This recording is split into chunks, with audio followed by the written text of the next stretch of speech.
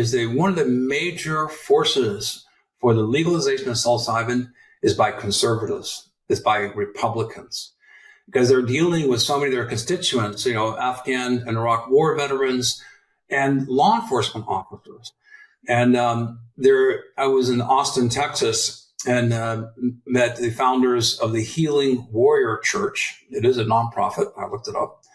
And they have taken over 600 law enforcement and SEALs, special forces officers, through high doses of psilocybin at a weekend retreat owned by the SEALs, a military guy who had a ranch and converted it into a psilocybin retreat center.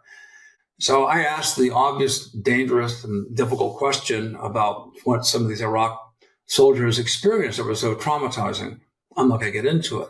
But when I heard the answer, I went, oh my God, that would traumatize me for the rest of my life. So who can they talk to? These are good people. They had a bad day, and if they don't deal with that trauma, then it's alcoholism, it's drug abuse, it's suicide, it's the guilt. And so they created the Healing Warrior Church, and they bring them in and a massive dose of psilocybin with their other, other people sharing this experience. And the most amazing story is that the city of Austin police chief, 56 police officers, they had one bad apple, and everyone very worried about this police officer because he kept on going out of bounds and doing things that were not right. A very difficult personality to deal with, but he knew he was traumatized. He went to the Healing Warrior Church for a weekend session. He came back and no one recognized him. Said he's got the same face and the same body, but he's a different person. What happened to this person?